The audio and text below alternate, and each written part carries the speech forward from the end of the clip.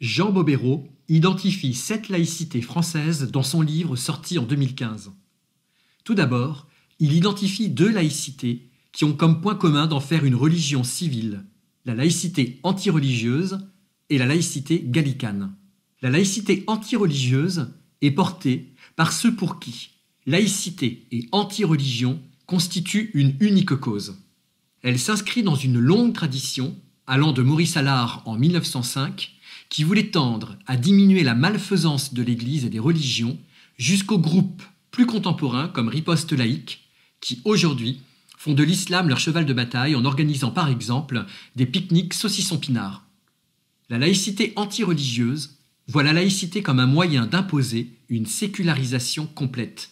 Elle considère que la véritable liberté de conscience s'acquiert par l'affranchissement, l'émancipation, le refus de la religion. La force de cette représentation de la laïcité est qu'elle s'accommode facilement au modèle médiatique. Elle est spectaculaire, comme les pique-niques saucisson-pinard. Elle dénonce, elle s'appuie sur l'image et la représentation, comme la dénonciation de tenues vestimentaires.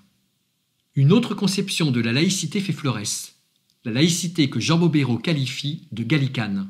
Ceux qui s'en réclament encouragent une étroite surveillance de l'État sur les religions et leur éventuel dérapage, indispensable selon eux au bon fonctionnement d'une république.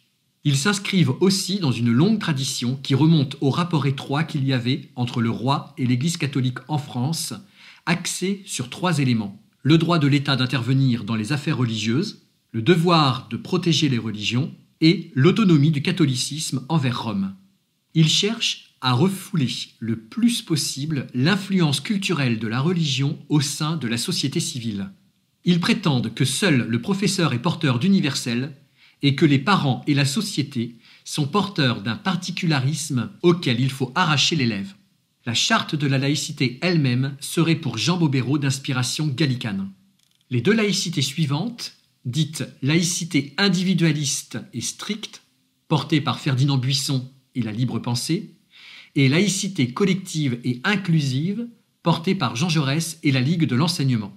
La laïcité individualiste et stricte ne perçoit pas les religions comme des interlocuteurs acceptables, car tout lien entre l'État et les religions est une atteinte à la séparation. Elle milite contre toute forme de signe religieux dans l'espace public, tout en s'opposant aux lois qui légifèrent sur ces points au nom de la liberté de conscience et au nom de la lutte contre toute forme de totalitarisme.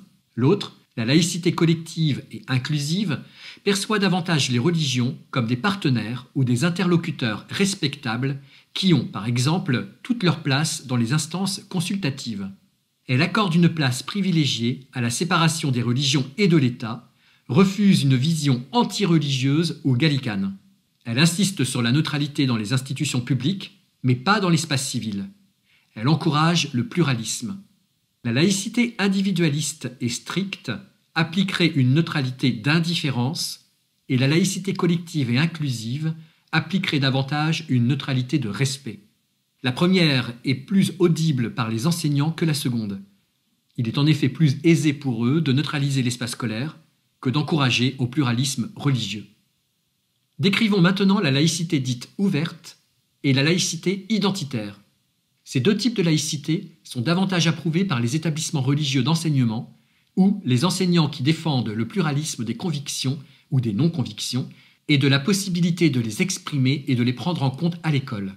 Ils favorisent l'expression des différences de ce qui, a priori, divise pour mieux vivre ensemble quand les autres types de laïcité encouragent à promouvoir ce qui unit sans diviser. Quand la laïcité ouverte favorise toutes les convictions, la laïcité identitaire met l'accent sur les religions qui ont fait l'histoire de France. On transmettra alors plus volontiers le fond culturel judéo-chrétien que les éléments de la culture musulmane ou hindoue.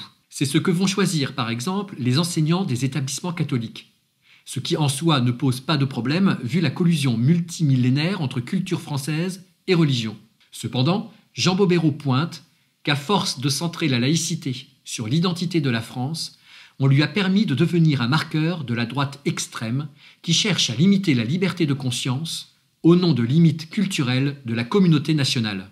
Elle tend alors à transformer la laïcité en outil de protection contre l'islam d'une culture ou civilisation issue du christianisme. Enfin, décrivons la 7e et dernière laïcité que Jean Bobéro appelle la laïcité concordataire. Elle fait référence au statut particulier de l'Alsace et la Moselle.